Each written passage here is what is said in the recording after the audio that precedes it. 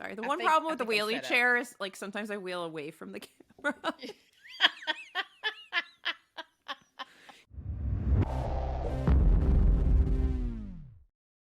Because I don't sit normally in a chair. Like, I don't just, like, sit in how. So we need that, like, crazy chair I sent you. Remember that crazy chair where you can sit, like, all the ways? Oh, yes. That's what I need for Christmas. Somebody needs to buy me that $300 weirdo chair. That's what I need. That chair looks so amazing and comfortable. Right? But it is strange. I was trying to picture myself or anyone, like, sitting in that chair in an actual office. Oh, I would do it. If I could get someone to buy it, I would do it. I would 100% do it. I would totally do it too. It looks really comfy. It's because sitting in the same classic style chair all day long, it's like your body wants to sit in other positions and be a little bit more freer. So whoever thought of that was genius. The last time I had an office job, I had a, like, medicine ball chair, those, like, big bouncy ball chairs. And then I also had, like, another chair in my office, like a chair, like a comfy chair. So I worked from a laptop all the time. So I would just go back and forth. And when I needed, like, whatever, I'd put my feet up on the ball and I'd sit in the chair. It was great. I have a really comfy chair at work. Yeah. It's great. It's great. I have no complaints. But I mean, I'm only there once a week, so. Yeah. I do miss actually having an office. Having your own office is nice. Yeah. But that it is. It's been a long time since I've had my own office. I also don't need one. Now you have the entire hospital, so there you go. You have a wing. Do I want the entire hospital? I don't know, but you got it. It's all you. I need a sabbatical. Well, there's not enough time for all these damn books. I need a sabbatical. I think that more women are starting to lean towards the idea of taking a sabbatical. It's exhausting. Yeah. So it's not out of the ordinary. So perhaps you should consider it. I think it's out of the ordinary in nursing, though I could go per diem somewhere, but then I'd lose my seniority or something. Like, I could do other things, but I'd have to save some money for a while, which... It's definitely something that, Sorry, my phone buzzed. Let me retract that statement. Taking a sabbatical is not something that your average person even thinks about doing, because most people don't even think it's possible. And maybe it's not for a lot of people, right? Depending on where you work, what industry you work in, your position, yada, yada, yada. So I don't know, but I'm just saying, like, it's possible. The idea of it is possible. Yeah. I think short term, we talk about this all the time, especially with the podcast and, like, goals for the podcast and all that, is if we can get the podcast to a point, step one, where I could go part-time, that would be fantastic. That would be amazing. Exactly. Because I still need, like, health insurance, because this is America. I still need health insurance. Still need health insurance. Well. But if I could work 2 days a week, that would be great. That'd be amazing. Mm-hmm. That'd be amazing. Mm-hmm. Dreams, guys. We have dreams. We do have dreams. Yeah. Anyway, what are we talking about today? Not just our dreams. All the books in the world. There are a lot of books for this episode. This is also a redo of this episode because we had a horrible file issue, and it's taken us a couple weeks to come back to this because I don't know. The trauma. We needed to heal. We healed ourselves through it. Of losing part of that episode was just so much. Yeah. It was bad. It was bad. You're right. It was bad. And we couldn't even save it because I was on some sort of ADHD like kick and like typing and going everywhere and like I was in like full I need mental health mode. So you couldn't just use my file. Oh yeah, that compressed internet file that they give us. But here we are again for round 2 of anticipated reads for 2022. That feels so strange to say that we're already at 2022, but here we are. What should be an interesting year for publications because a lot of stuff got pushed back until the new year, right? True. Yes. So yes. I guess we should start by saying that whatever dates that we give you for books that are coming out that we talk about today is Thursday, December 9th. Yep. All of these pub dates are subject to change. So, but they are. As of today, these are the dates they are slated to come out. It's the 9th. I definitely said in the video I recorded that's going up tomorrow that it's the 8th. Oh well. At least I knew it was Thursday. Like you're half winning. I was half right. Half winning. Can you really complain? You know, let's think about how my week began and how many hours I worked on Monday and Tuesday. The fact that we've made it to Thursday and I know it's Thursday, I'm gonna consider that a win. I would. I would. Yeah. I'm awake. You are awake. You are awake. See? I slept most of yesterday. So. You needed to. You really needed to. I did. Yeah. You would have been setting yourself up something badly if you hadn't have taken yesterday to really get some rest. I know. Yeah. Yeah, for all you young folk considering a career in healthcare, just remember you better learn to embrace a good nap. Blood, sweat, tears, heart, soul, sleep. Yeah.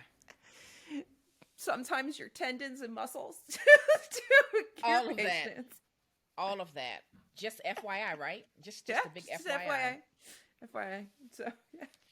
It's important. Yeah. Anyway, so do you want to go first? I don't know how many I have. Do you want to just go back and forth, rapid fire about what we have? Yes, I will try to go as rapidly as I can because otherwise we'll be here all day on this one episode.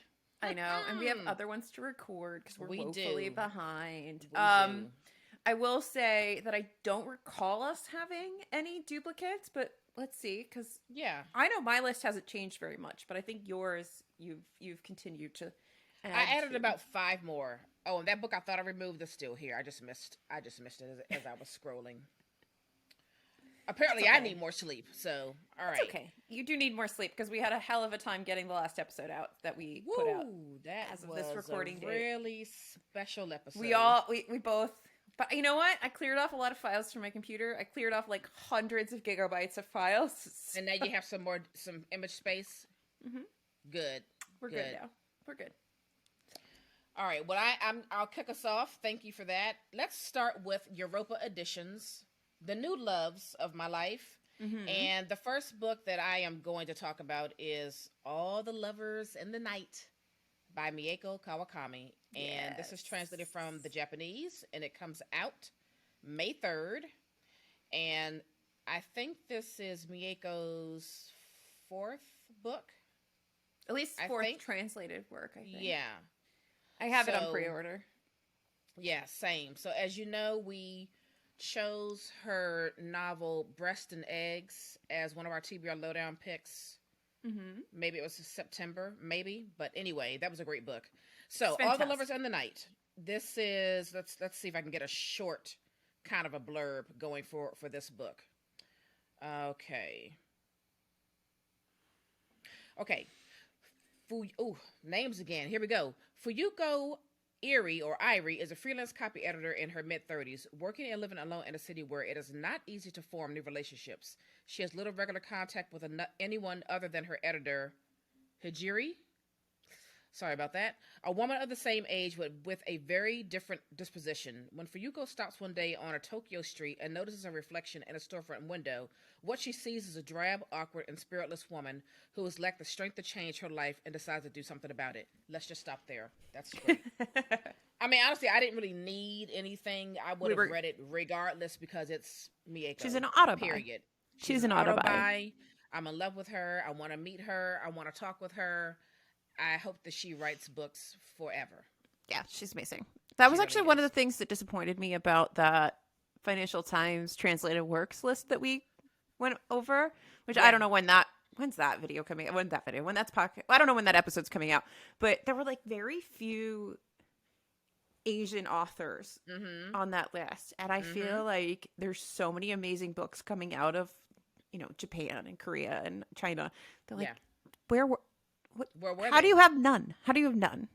I mean, as we were talking about in that particular episode, I was like, I don't know how you guys formed this list. You know what I mean? I don't know if it's a list where you all actually read these books or you have, looked at other lists and kind of compiled your own list based on other lists you saw across the web.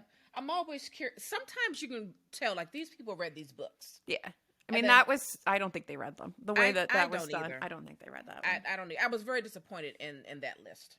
That podcast episode's either to come or has come. We don't know. We don't know when we're posting any of these. It's coming in December. Let's just say that. Yeah, we just record things, and then eventually they go out into the world. World. You ready for my first one? I sure am. So it feels so weird doing this a second time, but I'm much calmer now, and that's To Paradise by Hana Hagara. I can't say it; it's too many syllables. You know who it is, a Little Life author, and dun dun dun. This is a novel spanning 3 centuries and 3 different versions of the American experiment about lovers, family, loss, and the elusive promise of utopia. An alternative version of 1893 America. New York is part of the Free States, where people may live and love whomever they please, or so it seems. The fragile young scion of a distinguished family resists betrothal to a worthy suitor, drawn to a charming music teacher of no means. In 1993, Manhattan besieged by the AIDS epidemic, and in 2093, in a world riven by plagues and governed by a totalitarian rule, a powerful scientist's damaged granddaughter tries to navigate life without him. Bum, bum, just sounds really interesting. It's things I love that one as well. I did. Yeah. It's a fantasy novel of marvelous literary effect. I mean, yeah. This is big brain, and this is going to make me, I don't know. Yeah. When is that coming out? Sorry, I'm choking on my own spit. This goes out on January 11th. Oh, January 11th. Okay. Yeah, it comes out soon. I have it pre-ordered already. Can we squeeze in her other book, People and Trees, before we read Paradise? I'm sure we can. I wish I was fancy enough to have been on the PR list for this, because I loved everybody getting those boxes. Who's the publisher? I can't remember. Why do you want me to remember these things? I don't know. Oh, I remember. It's Doubleday. Oh. Yeah, because we need to get on Doubleday's list. And I need to get on Ink Yards. And we need to get on $2 Radio. And yeah. Just send us all the books, please. Thank you. Yeah, and Pushkin, please. Just be our friend. Europa. Come on the podcast. All the things. All the things. Yes, and Europa. All right, am I up next? Is it me? You are. It's you. All right. This is another book coming out from Europa Editions. It is called The Missing Word by Conceita de Gregorio. And this is translated from the Italian, and it's out July 5th, 2022. And it says, Irina's life with her husband and her twin daughters is orderly. An Italian living in Switzerland, she works as a lawyer. One day something breaks. The marriage ends without apparent trauma, but on a weekend seemingly like any other, the girl's father takes Alicia and Livia away with him.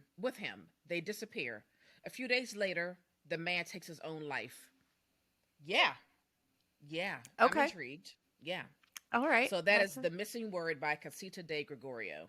Interesting. Oh, I remember now. I have like the most basic of white girl book anticipated reads, I feel like. And I apologize for that. So, actually, I'm not sorry at all.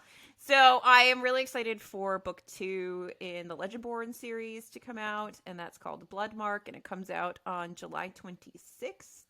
And even though on the most recent World Hoppers that I did with Jess Owens and Erin and a whole bunch of other people, there was a lot of shitting on Legendborn, I still really like it. Oh, really? Yes. Apparently, it is a more divisive book than I thought it was. Well, I've heard things from women of color as to the parts I didn't like about that book, but what were they saying? Give me a little snippet. Well, I'm gonna wait for now. Oh, it hasn't dropped yet? Well, no, that episode's out, but we didn't really get into all the details because that would have been a whole tangent that we didn't go on.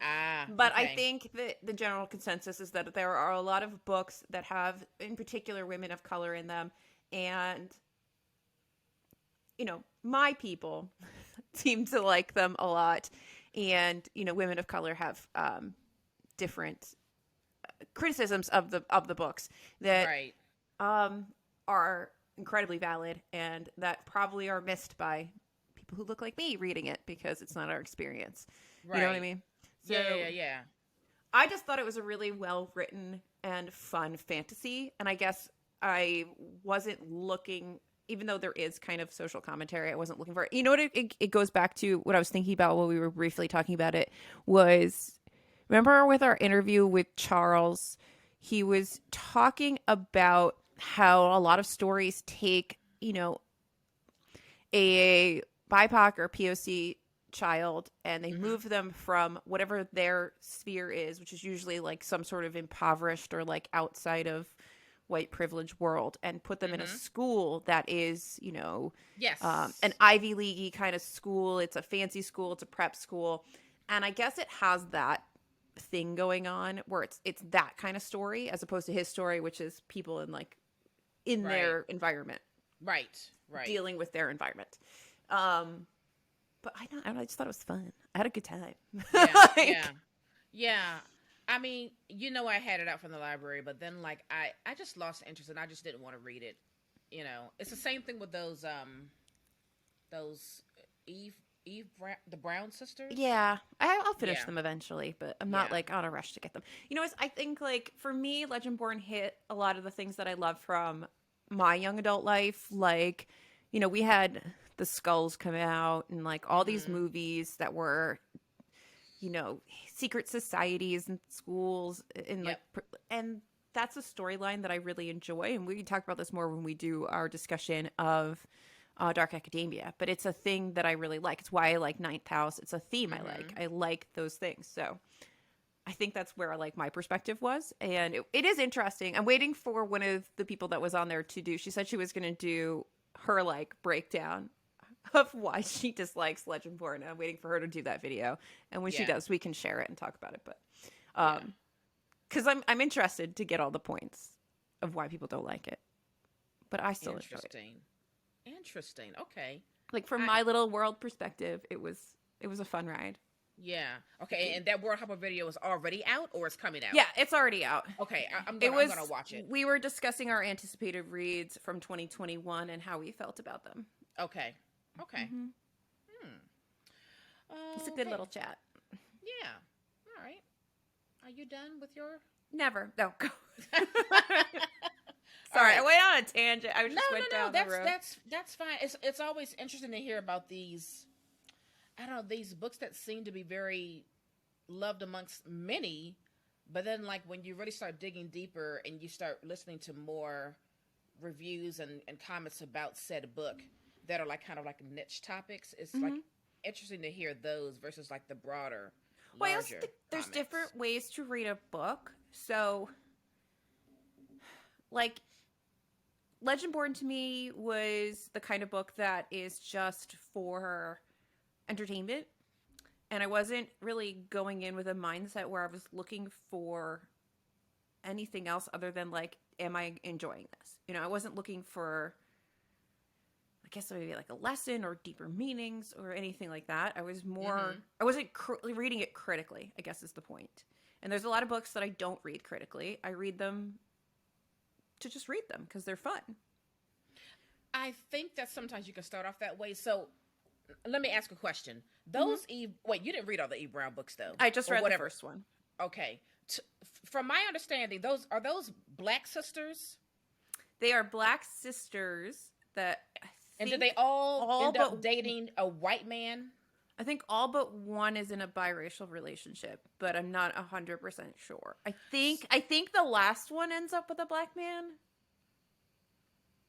I think so. Like I can tell you, I would probably read those books for fun, but it would stand out to me. Like, why can't these Black girls be with Black men? Like that would just automatically stand out to me. Even though I'm reading it for fun, that would be like, But that was an interesting choice. So this is the conversation I had with one of the content creators that was on the World Hoppers episode with me, Monet. I was like, my brain wouldn't shut off after it because Monet was like really challenging a lot of my opinions and thoughts that I had on some of the books that I read this year. And not in like a negative, but just like I was listening to her and I was like, you know, I never really thought of things this way or I never looked at it this way. And I was like, thank you so much for, like I messaged her after. I was like, thank you for, because like now my brain is spinning and I'm like, because sometimes you just don't see things. Right? Right. Because we all pick up on different things all the time. So it was just, That's why I like talking about books, because sometimes you can talk about them and you're like, oh shit. Right. Yeah, you're right. That was X, Y, and Z. Right. You know? And so I heard the same thing about Legendborn, something about like she only has like one black friend and her boyfriend's white, and I'm like, like, is this to appease the publisher? Like what is that yes, about? and that was a lot of what we were that did come out as, and who is the author writing for, I guess. Is the author writing to please the publisher? Is the author writing to please themselves? Is it somewhere between? Yeah. Very interesting. This is a larger conversation. This is a different conversation. Okay. Sorry. Okay. All right. Maybe we do tangents here. We go off on, Maybe we can invite, let me get somebody. There's like, I'm bad with names. Hold on. I'm bad with because stuff. It's an interesting conversation about, like, was that book already written that way? Yes. If so, why were those choices made, or was this a change an editor made? Like all those little questions. It would be interesting, and I don't know if you follow her. Her name is Erin, and on YouTube she's Booked and Busy. So I follow her on BookTube or Instagram. That name sounds familiar. Mm-hmm. And she's the one I'm waiting for her to make her like breakdown video of why Legendborn is awful, so that I can react to it. And also learn some things, because I could, it's not about just me crying on the floor like a sad kitty. But like, right. Not like when Jess said she hated Ninth House and it just kind of broke you. She did break me. Jess breaks me sometimes, because I'm like, I don't know how we like so many of the same things, but also you hate so many of the things I love. Oh man. Like she's DNF'd Rebecca, and I was like, was it Rebecca? I think it was Rebecca, and I was like, anyway, let's not go there. Okay, this is a whole different conversation. Right. No, you froze for a minute. Oh, that's right. I've been here. Mm-hmm. I'm here. But anyway, so if we want to have, I might be interested to have this conversation about specifically starting with Legendborn and bringing it.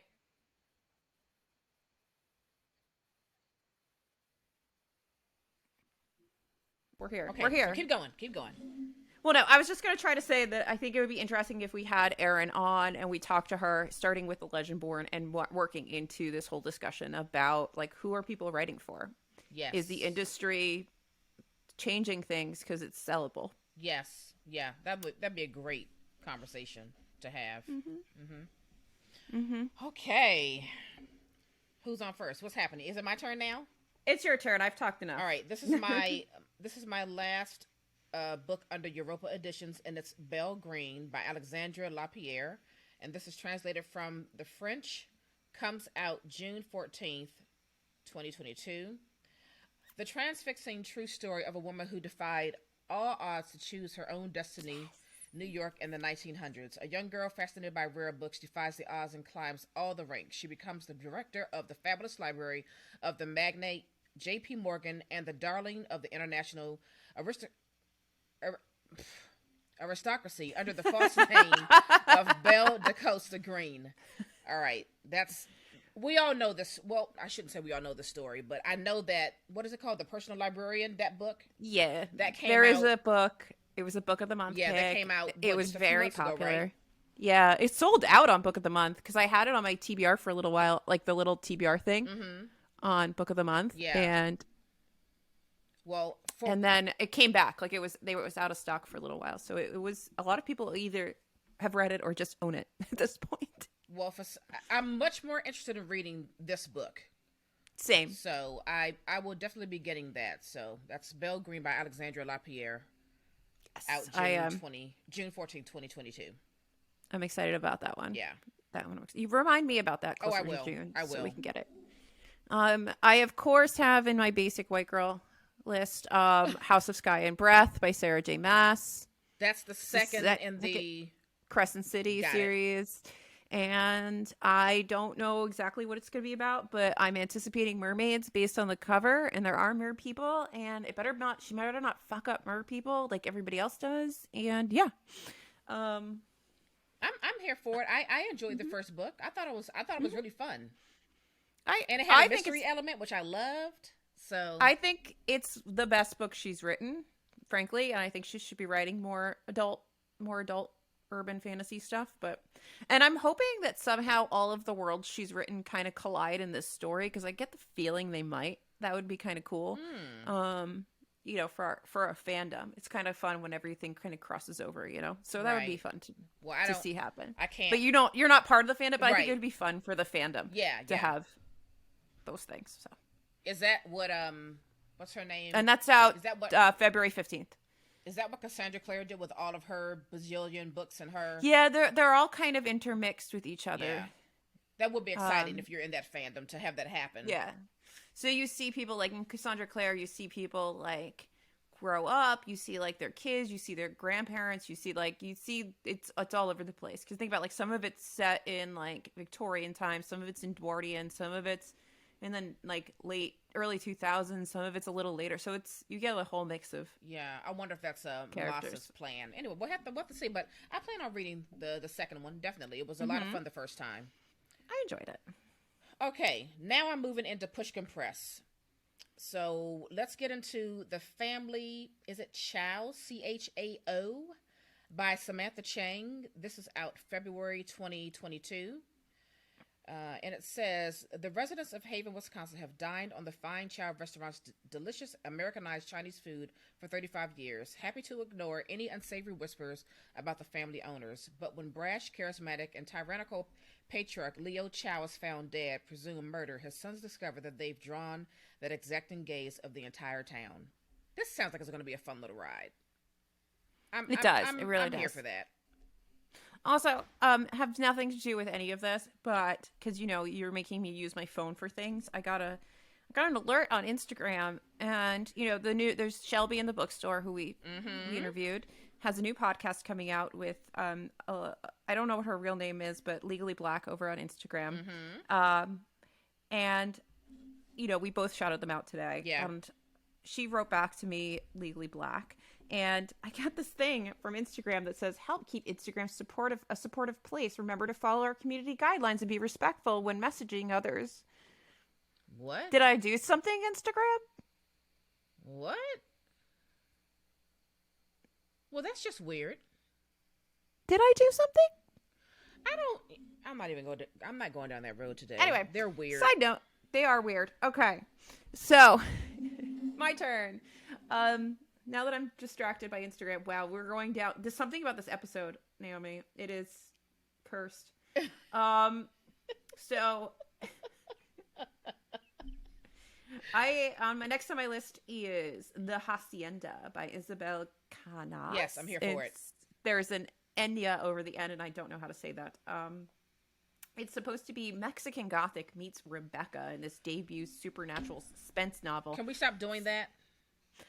You're giving me high hopes, is what you're giving me. What I'm hoping is that it's Mexican Gothic because it's set in Mexico, and that it's Rebecca because you made it a better Gothic story. I just hate when they do that for any book. Oh, it's this meets that. It's like, oh, just give me the synopsis.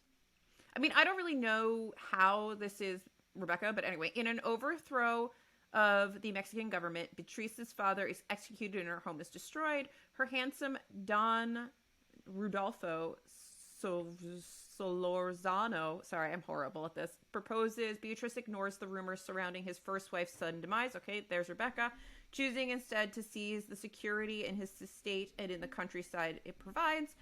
And she will have her own home again no matter the cost. But Hacienda San Isidro, wow, I am, anyway, gringa, it's not tough times. Is not the sanctuary she imagined. Okay, it's Rebecca.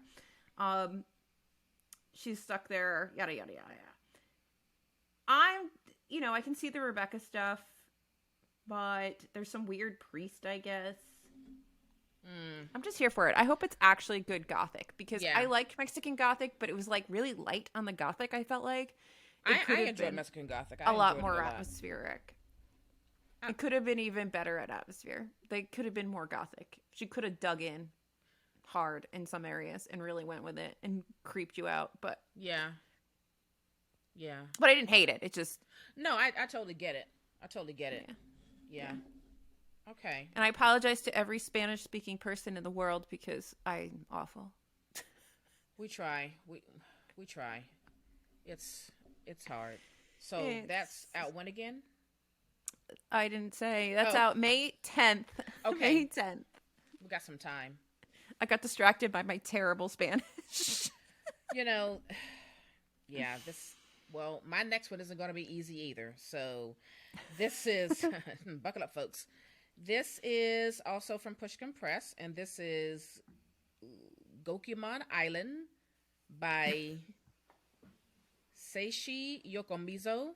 I feel like that's wrong. I apologize. And this is out June 2022. This is the second book in the Detective Kosuke Kindaichi series. The first book is the Hanjin Murders. I feel like I'm butchering all these names and words. So I plan on buying the Hanjin Murders. I'll just, thrift that secondhand or whatever. I feel like we've talked about the Hanjin Murders. I have talked about it several times because it's been on my list for a while. So I want to get that, and I definitely want to get the second one. I've just heard a lot of good things about it. So a fiendish classic murder mystery from one of Japan's greatest crime writers, loosely inspired by Agatha Christie's And Then There Were None. The fiendish Gokumon Island is perhaps the most highly regarded of all the great Seishi Yokomizo's classic Japanese mysteries. Whoa. All right. So words are hard. They really are. I'm just going to stop here on this one. So anyway, Gokumon Island, and this is out June 2022 from Pushkin Press. All right. Well, we're back to Basic White Girl. So I'm obsessed with the Crave series from Tracy Wolf. Yes, you are. And I know it's trash, but I love it. And you can't tell me that it's not a fun ride because it's fucking ridiculous.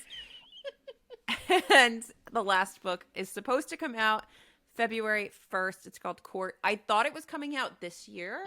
I've had it on pre-order for as soon as it was pre-orderable. I pre-ordered it, but they must have pushed it back. So she did just come out with, I think, a little novella in between, probably to keep people, Yeah, what their whistle a little bit until the next one comes out. Yeah. And is this the third and final book that's coming out? This is the fourth and final book. Oh, I have read 3 of these. I have read 3 of these, damn. Wait a minute. How did I miss 3 came out? I thought it was a trilogy. No, it's a quadrology. Wow. Okay. It's not a quadrology. I don't know what you call it. Somehow I missed book 3. I don't know how I did that, but okay. Wow. Yeah. It's awful, and I love it. It is like my book crack. I just love it. We all need something like that, don't you think? Makes me happy. Yeah, makes me happy. It's not for everybody. Wow. But I love it. All right. I have no complaints. Is it like a Twilight kind of a thing? Yeah. It's it's like Twilight fanfic. What? It's really not good. But I fucking love it. I love that. Oh man. Okay. I'm here for it. It touches me in all my happy spaces. That sounds wrong. That sounds so wrong. Why do I open my mouth? Or does it sound so right? Bow, chicka, bow, bow. They're teenagers. No, don't do that. Oh, they are? Oh, God, I take it back. I thought they were grown-ups. No, I think they're like high schoolers. Oh, gosh. Okay. All right. Fine. I'm moving on. Okay. Is it my go? Now, yeah, it's your go. Now that you've maybe a pedophile. I'm sorry. Now we're moving into the land of Flatiron. They put out some pretty good books. They do put out good books. This one I'm really interested in. It's called Ordinary Monsters, and it's book 1 in the Talents trilogy. And this is by J.M. Miro, out June 7th, 2022. So it says, England, 1882. In Victoria, London, 2 children with mysterious powers are hunted by a figure of darkness, a man made of smoke. 16-year-old Charlie Ovid, despite a brutal childhood in Mississippi, doesn't have a scar on him. His body heals itself, whether he wants it to or not. Marlowe, a foundling from a railway freight car, shines with a strange bluish light. He can melt or mend flesh. When a jaded female detective is recruited to escort them to safety, all 3 begin a journey into the nature of difference and belonging and the shadowy edges of the monstrous. That just sounds so good. It sounds very interesting. Very much so. So that is Ordinary Monsters. by J.M. Miro, out June 7th, 2022. Interesting. Mm-hmm. So the next, I feel like yours are very nicely organized, which is just explains the difference. It just nicely explains the difference between the two of us. Mine is just like I regurgitated onto a page all the books I want to read, and in a chaotic order. And you were like, "But how will you organize them?" But here's why you need to organize this: because you work with so many publishers. You don't want to pre-order something that you can be getting from the publisher. Fine. Folks that can't see, she is giving me the most blank stare. All I know is somehow I've made it to 38, and I have the illusion of being a functioning adult. That's hilarious. So,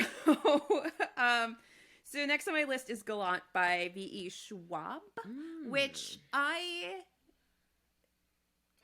am excited for and confused by, because I guess she just decided that she used to publish like her young adult and middle grade under one name, and she did her adult under her like other name, but like so she was either Ve Schwab or Victoria Schwab, and I guess now she's doing them under like everything is going to be Ve Schwab anyway.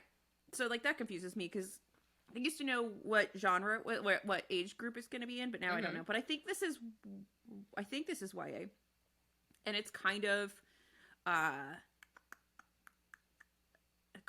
academia, almost sounding. Here's your favorite thing: The Secret Garden meets Crimson Peak. Don't you love those mashes up? I just want them to stop doing that. It's a standalone, which we like. Yeah. And so it says Olivia Pryor has grown up in Maryland's School for Girls, and all she has of her past is her mother's journal, which seems to unravel into madness. Then a letter invites Olivia to come home to Gallant.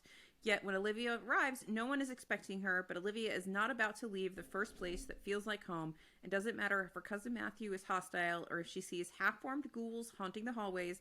Olivia knows that Gallant is hiding secrets, and she's determined to uncover them. When she crosses a ruined wall at just the right moment, Olivia finds herself in a place that is Gallant, but not. The manor is crumbling, the ghouls are solid, and a mysterious figure rules over all. That's where I'll end in that.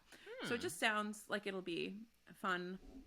I like her writing. I find, like, not every book, like, I don't think every book she knocks, like, right out of the park, but yeah, I'm never, like, truly disappointed in her. Well, I am going to find out this month, that's for sure, because I'm reading 2 of her books, so.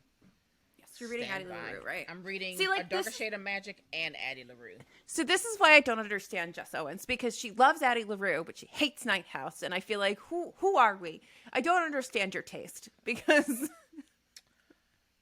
I mean, I can only speak for Ninth House, and I thought it was fun. I thought it was fun. Jess, if you're listening, I don't understand you. Yeah, I thought it was fun, so... We'll see how I feel about Addie and A Darker Shade of Magic. I'm scared for you to tell me how you feel about it. I'm starting to have the feeling that I may enjoy her. But you know what? I hope you do. We'll see. I really hope you do, because otherwise I'm going to be a sad kitty on the floor. I know. I've already ruined you with 6 of Crows, so okay. All right, this is my... You already had this discussion. I know, I'm not going there. All right, this is my last book from Flatiron. This is called The Fields by Erin Young, and this is out January 25th. And let's see, some things don't stay buried. It starts with a body, a young woman found dead in an Iowa cornfield on one of the few family farms still managing to compete with the giants of big agriculture. When Sergeant Riley Fisher, newly promoted to head of investigations for Black Hawk County Sheriff's Office, arrives on the scene, an already horrific crime becomes personal when she discovers the victim was a childhood friend connected to a dark past she thought she left behind. Yeah. We like that. We like that a lot. We like it a lot. That's right in our wheelhouse of things. Yeah. So what was that called again? So that's the Fields by Erin Young, and that's Erin Erin, and that's out January 25th. There's too many ways to spell Erin. I know.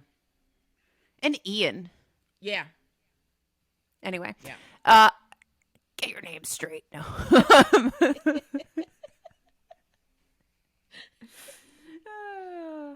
So I remember you feeling very torn on. So the next thing on my list is Babel, or The Necessity of Violence, an Arcane History of Oxford Translators' Revolution by R.F. Kuang, which comes out on August 23rd. And I know that you're not sure how you feel about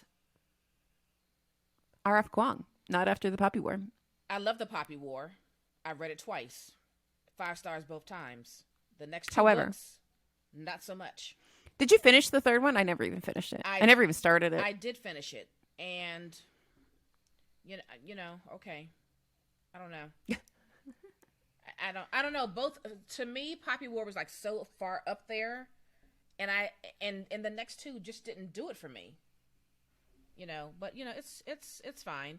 I don't think I'm gonna run out and get that book. I may just get it from the library. I'm not excited about her right now. But I don't so for me, I didn't mind her writing. Her writing was fine. It was just the story itself, the plot stopped engaging me. So if she plots a better book, I'm not ready to write it off, I guess is my point. I mean, me writing it off would be, I'm not even going to entertain getting it from the library. So the fact that I'm entertaining getting it from the library means I'm still on board a little bit. But to spend any amount of cash on it out the gate, I'm not going to do, because I'm just not going to do. I don't know. For me, what was it? Dragon Republic, whatever. The books 2 and 3 in the Poppy War series. Books 2 and 3, the plot got a little weak for me, and also I went from loving Ren to Ren getting on my everlasting nerve. I mean, seriously, she was so hard to bear in those books 2 and 3. Well, I still think Babel sounds good. I'll read you the last line of this. It says, Babel, a thematic response to the secret history and a tonal response to Jonathan Strange and Mr. Norwell, grapples with student revolutions, colonial resistance, and the use of translation as a tool of empire. So I feel like you're going to get some dark academia, some good history. I hope, oh God, I'm kicking my thing. I hope that it's good. I mean, if it'll kick the secret history out of this is the only book people talk about when dark academia is mentioned, then, that'd be great. Yeah, I mean, what's interesting is that it already has 4 stars, but it's not out until August, so I don't know who got arcs of these. Are arcs even out yet? It's very weird. They probably are. I mean, we have arcs for stuff that's coming out in June and...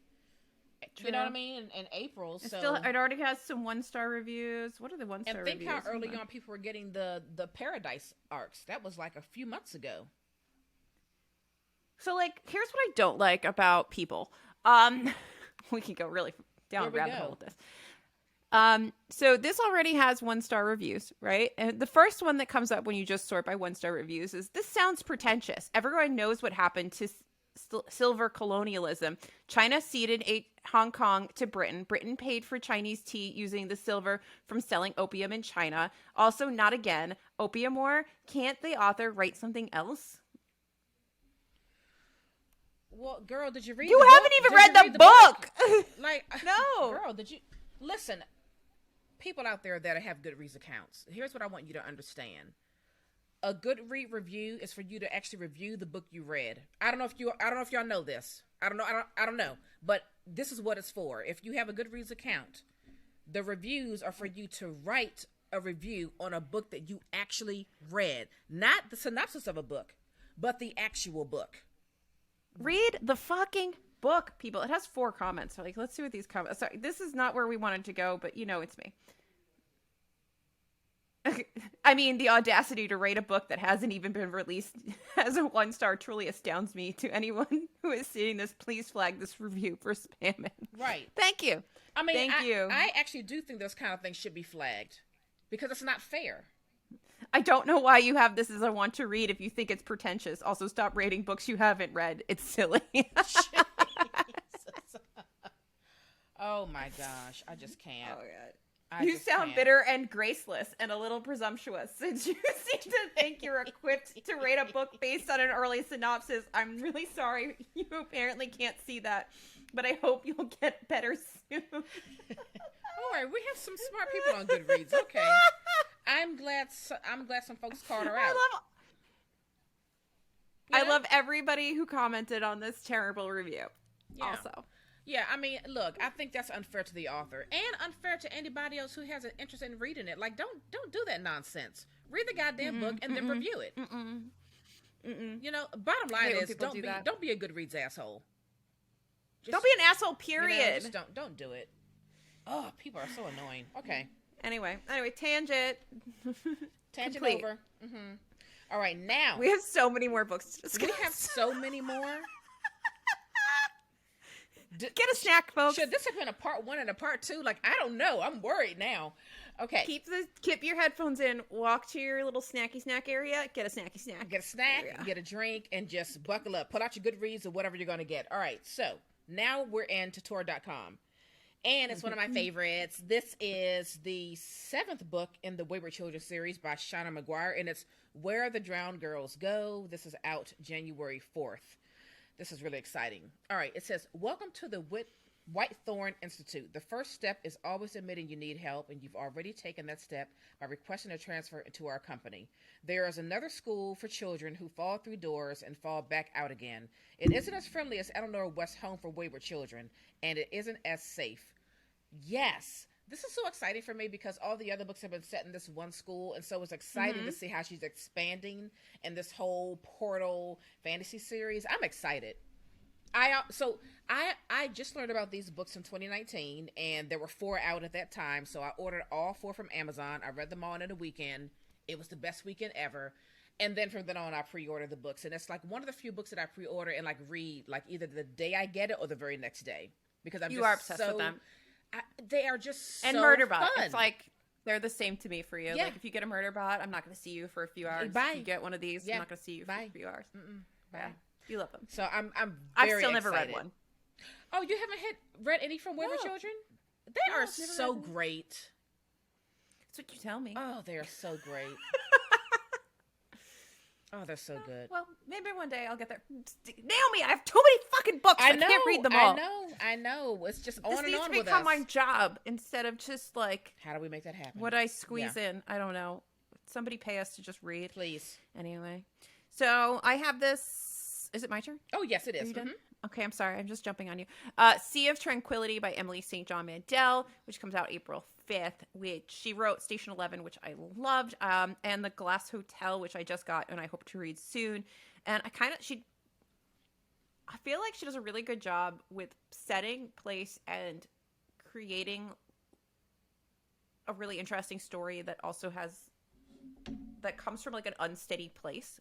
So like there's like dystopian elements or like everybody's like there's some sort of murder, like the world isn't settled, and I kind of I dig her writing. Anyway, and they're short, so it's a nice little, So this is a novel of art, time, love, and plague that takes the reader from Vancouver Island in 1912 to a dark colony on the moon 300 years later, unfurling a story of humanity across centuries and space.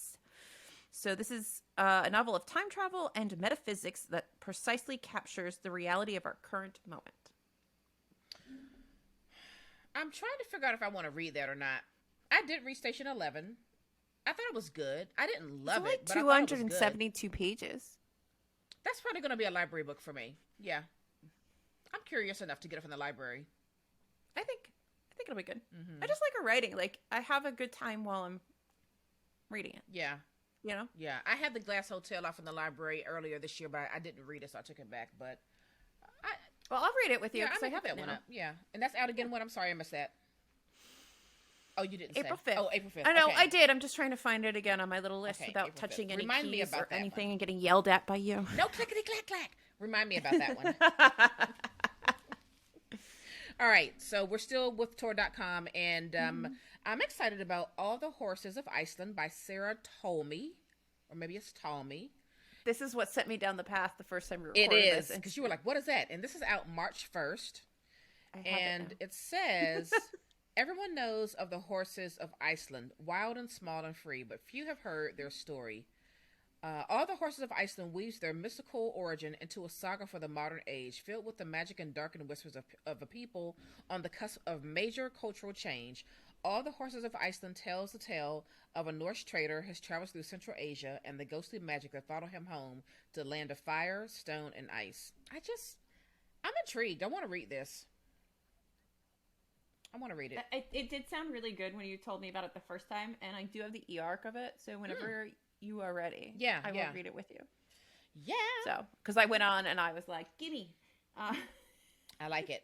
So that's All the Horses of Iceland by Sarah Tolmie, out March 1st. So also from Tor, I can't remember which publishing division, but is Seasonal Fears by Shawna Mcguire. Sienna, Alyssa, Sienna. Her name is Sienna now. Shawna Mcguire. It's out on May 3rd. It's the second in the Middle Game series. Mm-hmm. I don't know. Is it a duology? I don't know. I'm just excited to continue on with that weird little world. I also need to read the second book in the Over the Woodward Wall. Mm-hmm. Under her other name, Deborah Baker or something. A. Baker. Mm-hmm. Yeah. I like this word. I like weird books. Well, you know how I feel about Middle Game. It's the only book that I've read from Shawna Mcguire / Mira Grant / Deborah A. Baker that I didn't like. Yeah. I've read a lot. When I think back, I've read a lot of her books, but that's the only one that I didn't get down with. And that's fine. That's cool. They can't all be winners. But a lot of people love Middle Game. I'll give my hard-earned doll hairs. Yeah. For it. Yeah, a lot of people love Middle Game. Y'all can have it. Enjoy.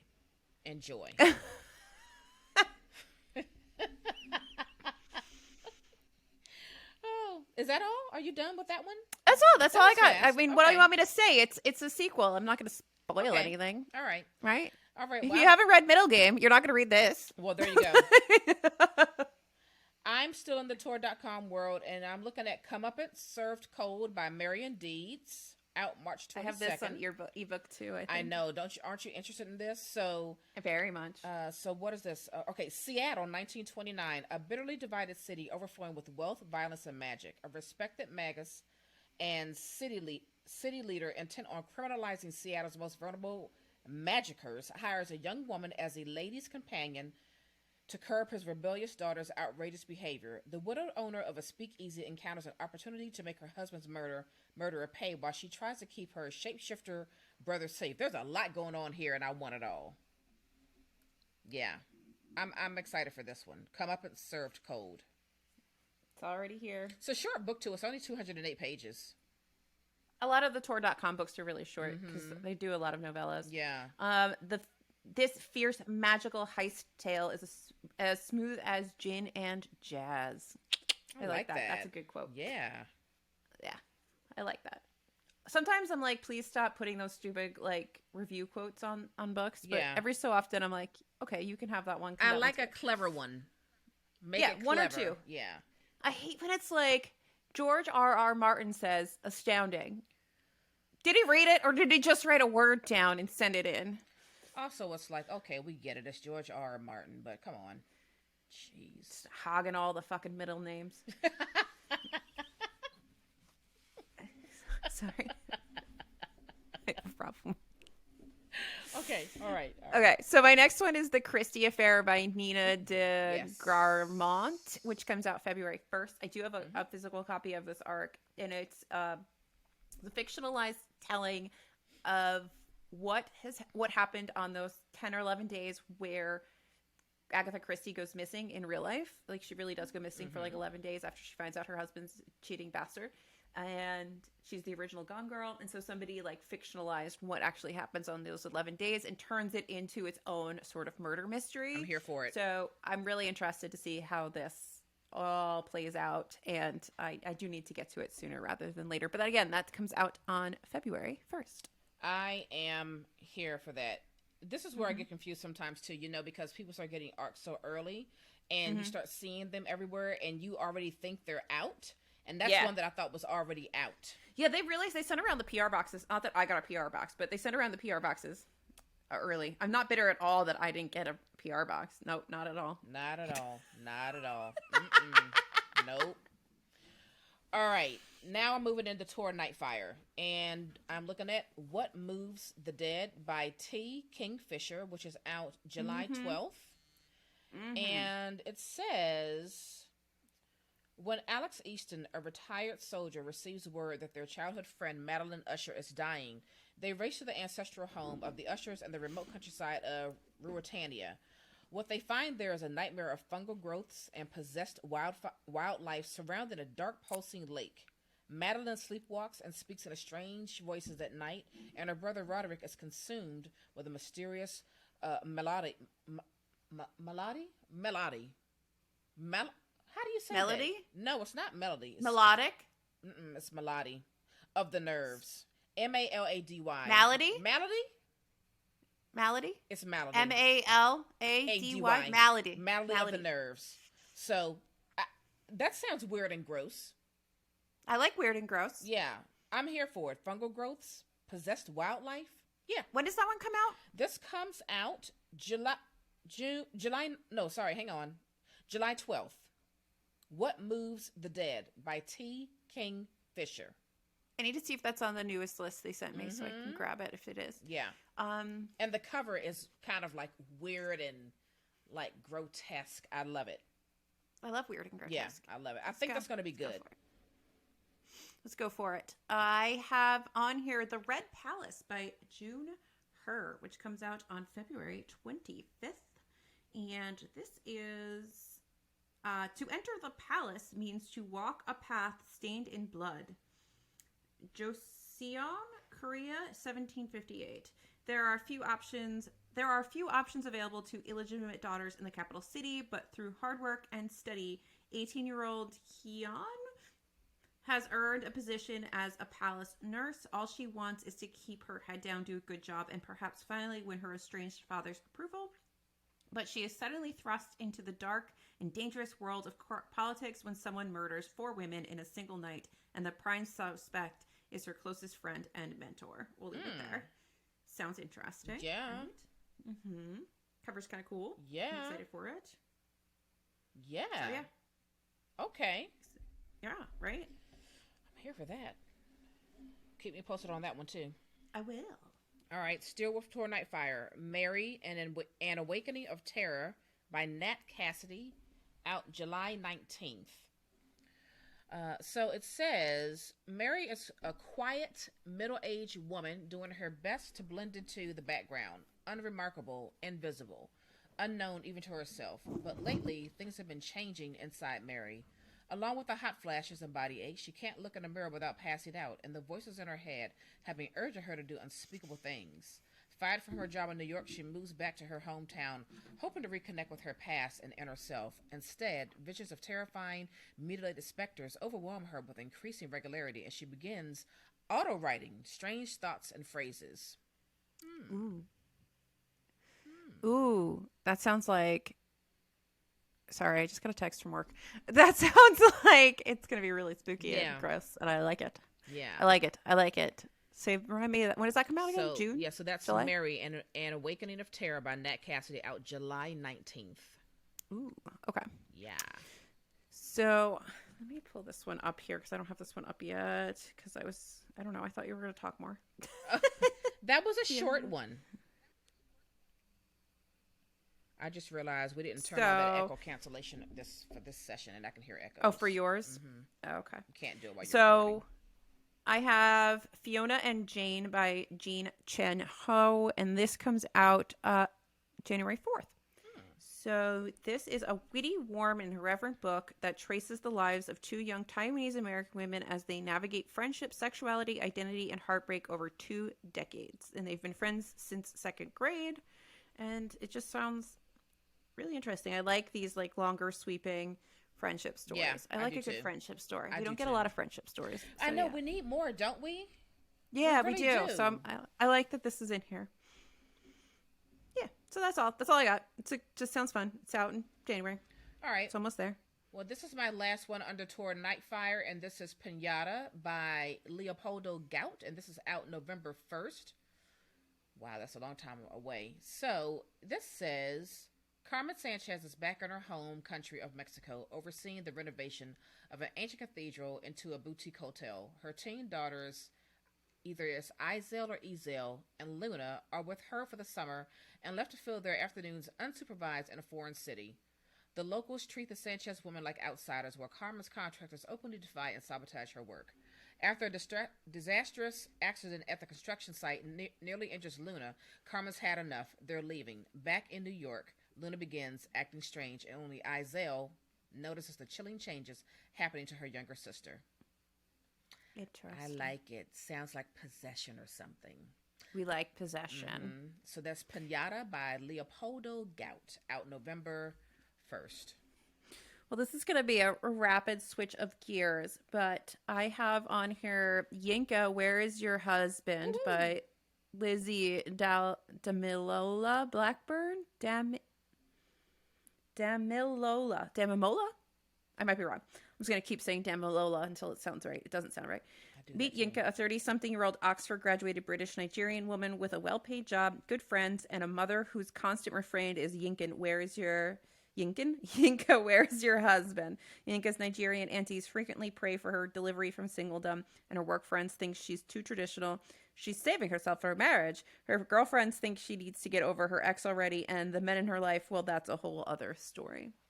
Yeah, I just got that physical arc a couple weeks ago. Mm-hmm. I'm excited to read that one. That sounds like it's going to be really fun. Yeah, it comes out January 18th. It just sounds like it's going to be a good read. It does. Mm-hmm. All right. Now let's move on to Out Press. And I'm looking forward to reading Bad Girls by Camila Sosa Villada.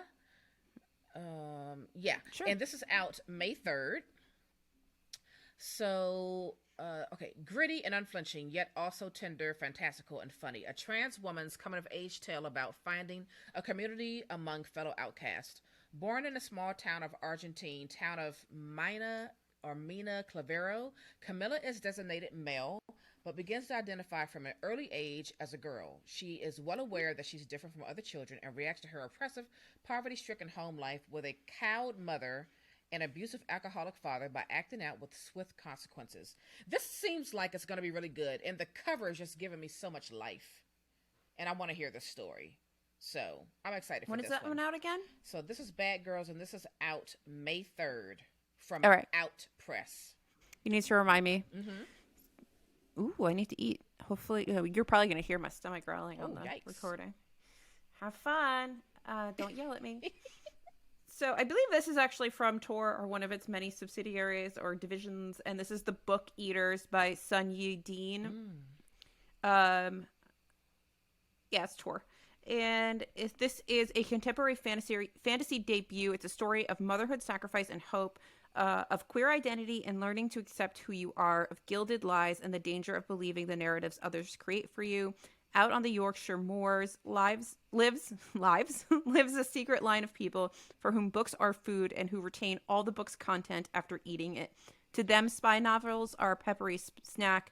Romance novels are sweet and delicious. Eating a map can help them remember destinations. And children, when they misbehave, are forced to eat dry, musty pages from dictionaries.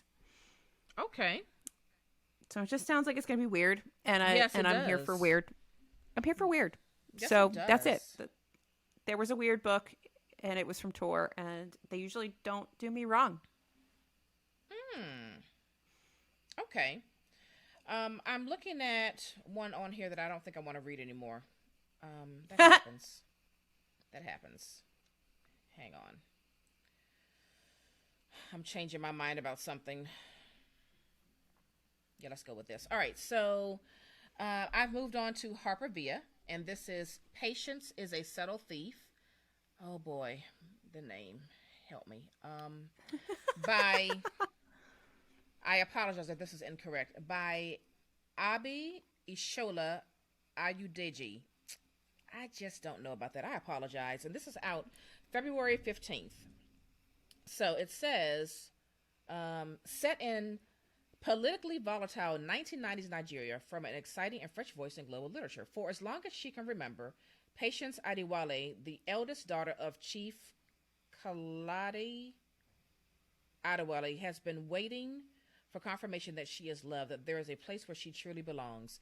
Patience lives in a sheltered life within the secure walls of the family's mansion in Ibadan? I'm not sure, but finds no comfort from her distant father and stepmother, Modupe. I'm going to stop there because I'm butchering names and it's making me very uncomfortable. But it sounds great.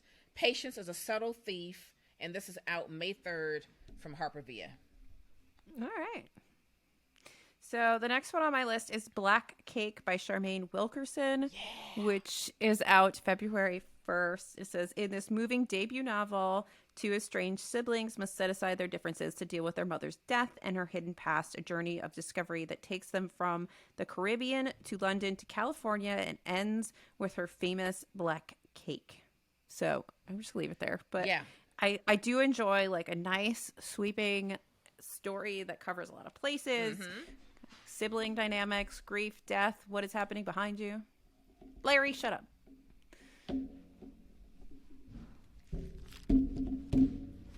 Oh, Larry's gonna get it.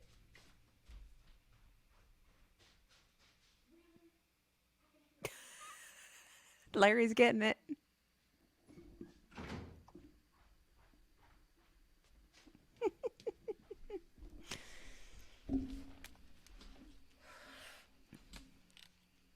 You can't murder him while we're recording, because then that's evidence. Be quiet, Larry. Okay. Anyway, I love a good story about siblings, family, death, grief, the secrets we keep from each other, blah, blah, blah, blah, blah. I love that. I want cake, but that's because I'm hungry. Well, I always want cake. Cake is my weakness. That's why I never buy it. Yeah. All right. Now we're doing this instead of me going grocery shopping, so that's my diet plan. This is dedication. All right, I've got one from Grand Central Publishing, and it's These Impossible Things by Salma El Wardani, out June 7th. And let's see. A razor-sharp debut novel of three best friends navigating love, sex, faith, and the one night that changes it all. It's always been Malik, Keys, and Jenna against the world. Since childhood, under the watchful eye of their parents and the countless aunties and uncles, they learned to live their own lives, alongside the expectations of being good Muslim women. Yes. Yes. Yes. I like that. Yeah. That sounds good. And that is out June 7th. Perfect.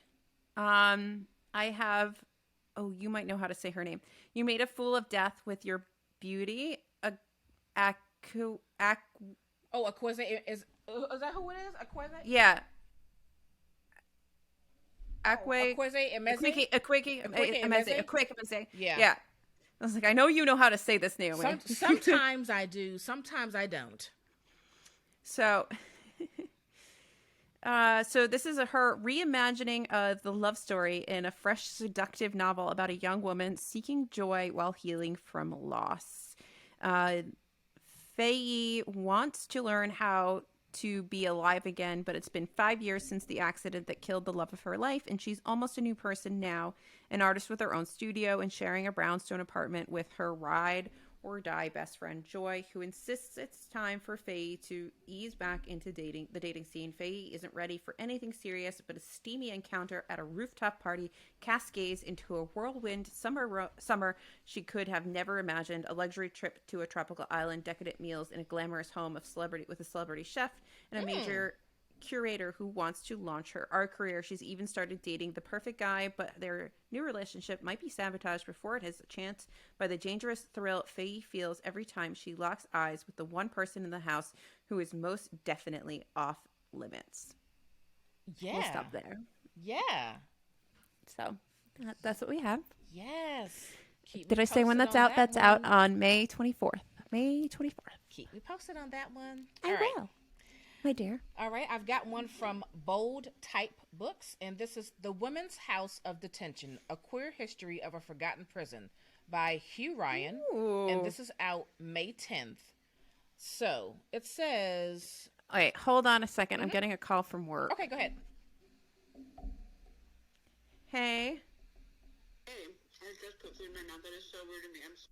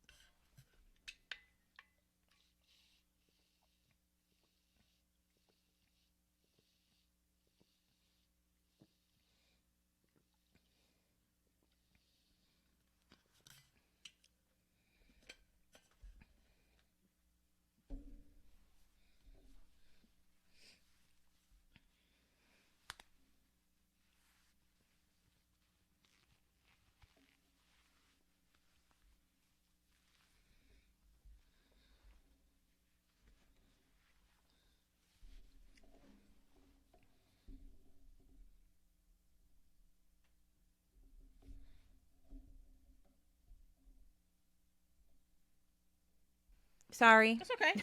Do they want you to I'm working. They want no.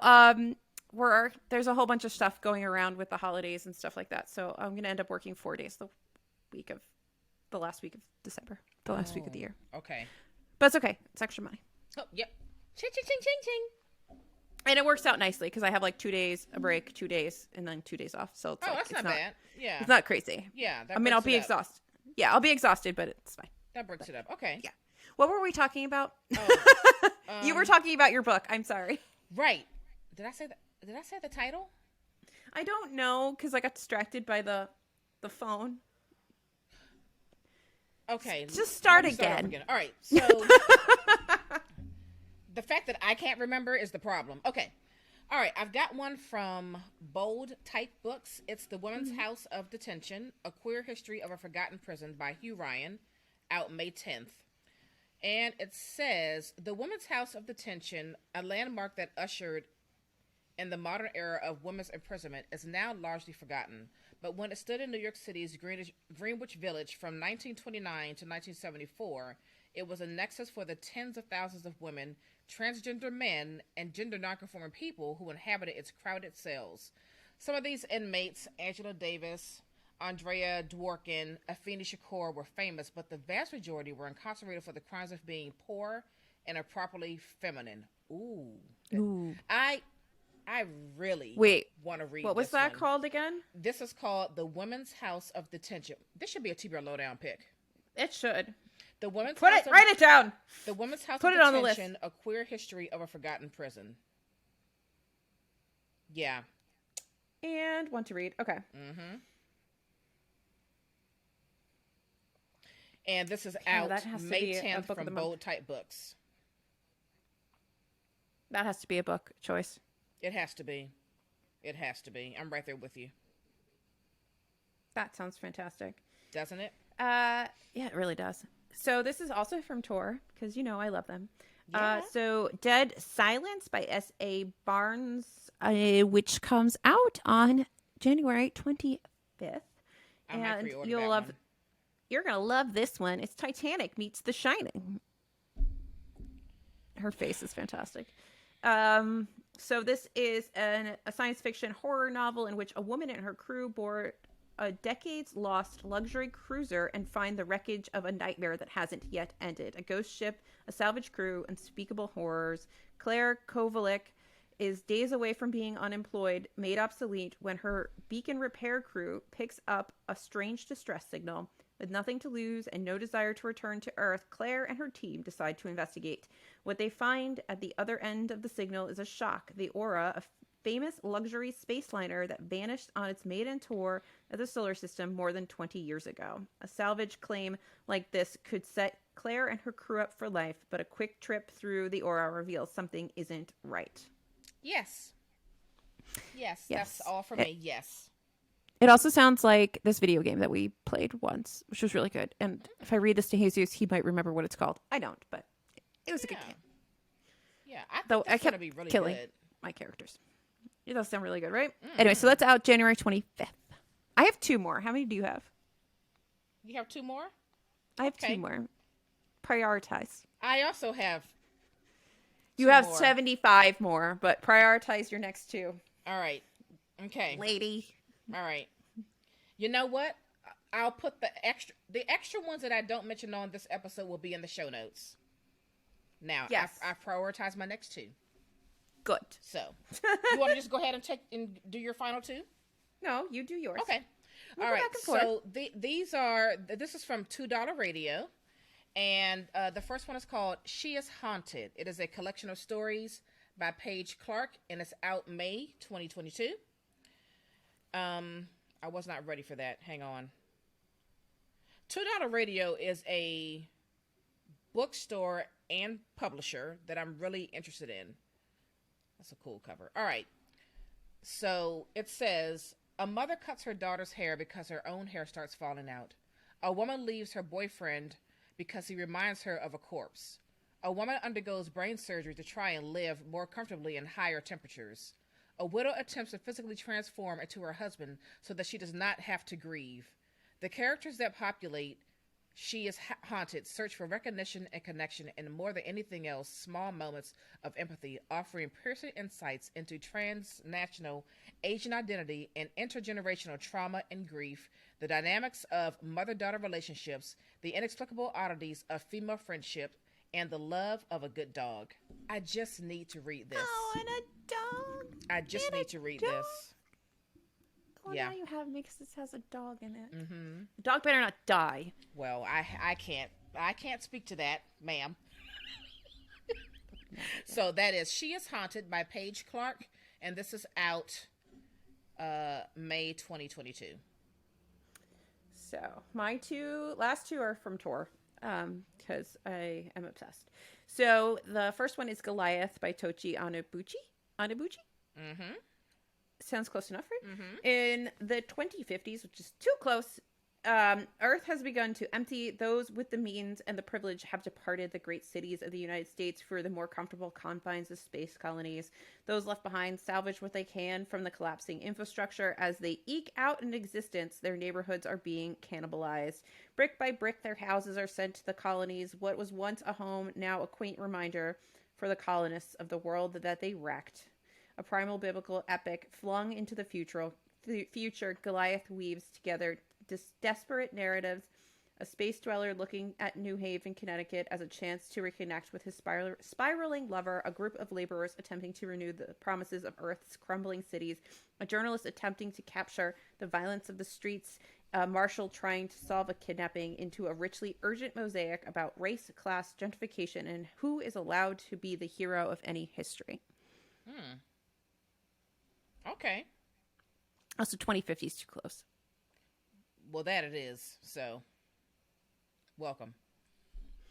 Barring any unforeseen circumstances, I should still be alive. Yes, we should. We should.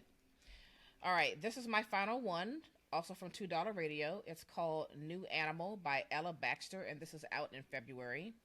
Mm-hmm. It says, Amelia Aurelia is approaching 30, and her closest relationships, other than her mother, are through her dating apps. She works at the family mortuary business as a cosmetic mortician with her eccentric stepfather and older brother, whose thruple's current preoccupation is with what type of snake to adopt. When Amelia's affectionate mother passes away without warning, she is left without anchor.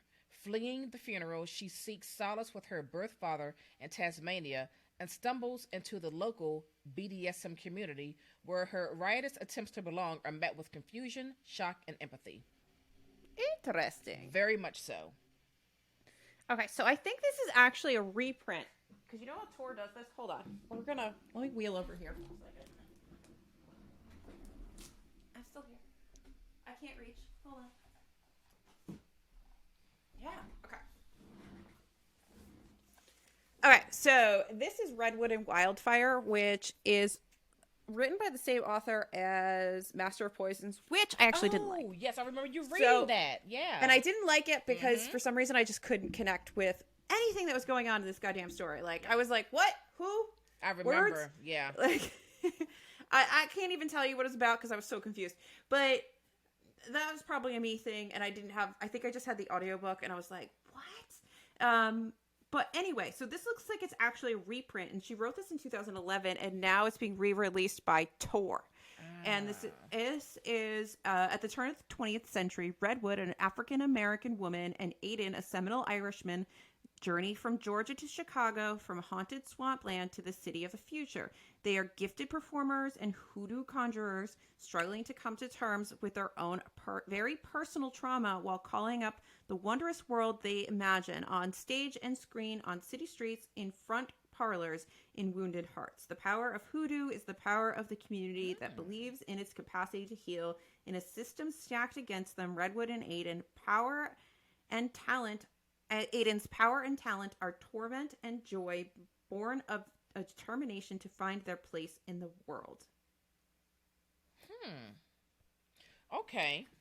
Which sounds a lot more together. Yeah, it just sounds like it's more readable than Master of Poisons, which was like this whole its own made up world, and I think it drew from a lot of different like African cultures. Yeah. And it just I wasn't we weren't starting, I feel like, at the same place. Like, right.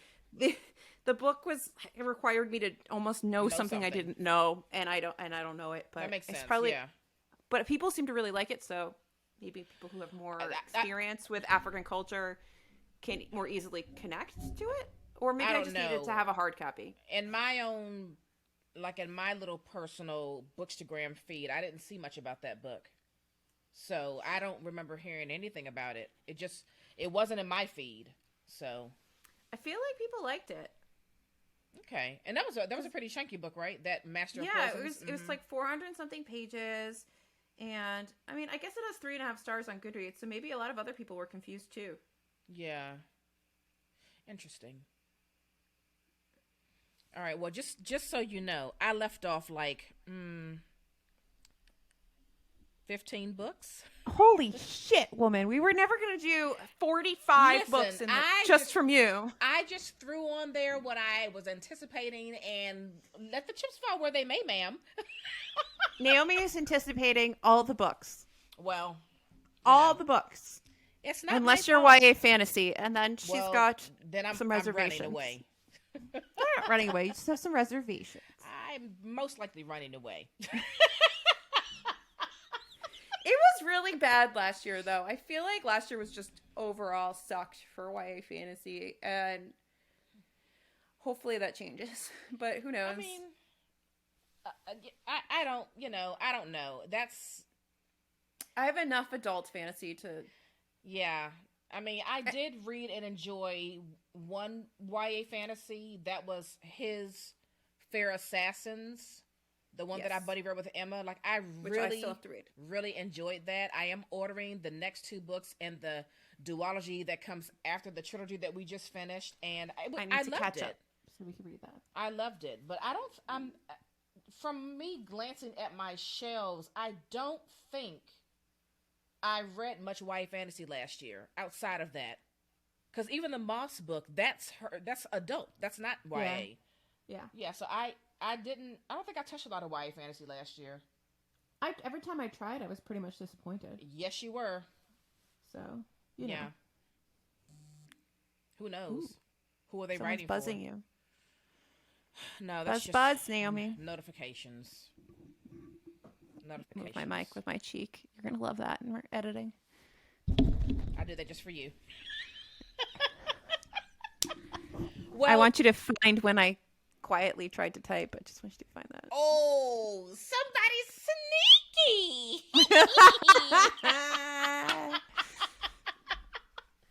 Well, this was I'm starting to think that you're right. Is this episode cursed because we had weird things happen in this one too? I think it is a little cursed. I think the government doesn't want us sharing this knowledge. They don't want you to read, folks. Did we list future banned books?